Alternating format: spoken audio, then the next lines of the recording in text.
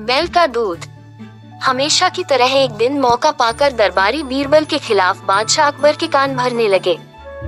वे कहने लगे, जहां पनाह, बीरबल स्वयं को कुछ ज्यादा ही अक्लमंद समझता है।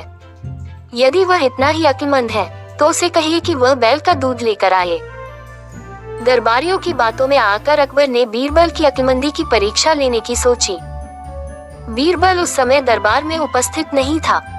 जब वह दरबार पहुंचा तो अकबर बोले, बीरबल, क्या तुम मानते हो कि दुनिया में कोई कार्य असंभव नहीं? जी हुजूर, बीरबल ने उत्तर दिया। तो ठीक है, हम तुम्हें एक काम दे रहे हैं, तुम्हें उसे 2 दिवस के भीतर करना होगा। फरमाइए हुजूर, आपके हर हुक्म की तामीली मेरा कर्तव्य है। बीरबल सिर झुककर अदब से बोला, जाओ जाकर बैल का दूध लेकर आओ। अकबर ने आदेश दिया। आदेश सुनकर बीरबल भौचक्का रह गया। इधर दरबारी मन ही मन बड़े प्रसन्न हुए।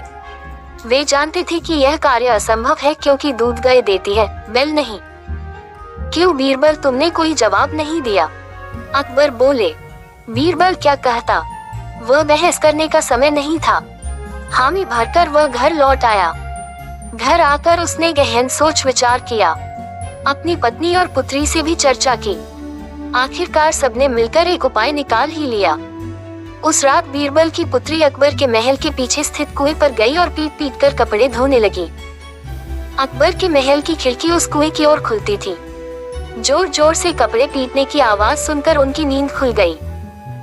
खिड़की से झांकने पर उन्हें एक लड़की कुएं पर कपड़े धोती हुई दिखाई पड़ी।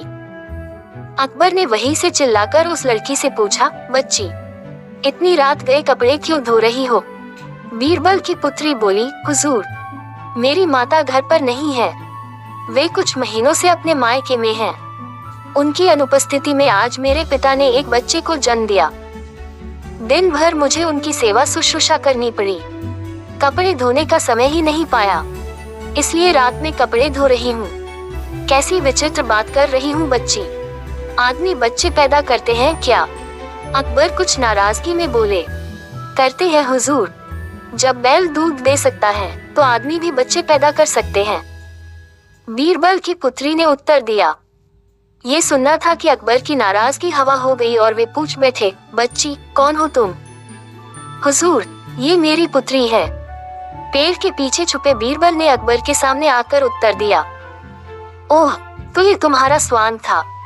अकबर मुस्कुराते हुए बोले, गुस्ताखी माफ हुजूर, और कोई रास्ता भी नहीं था अपनी बात समझाने का। बीरबल अकबर की नींद में खलल डालने के लिए क्षमा मांगते हुए बोला। इधर अकबर भी बीरबल की अक्लमंदी का लोहा मान गए। अगले दिन रात का पूरा वृतांत दरबारियों को सुनाते हुए उन्होंने बीरबल को उसकी अक्लमंदी के लिए सोने का हार इनाम में दिया। दरबारी हमेशा की तरह जल भून कर रह गए।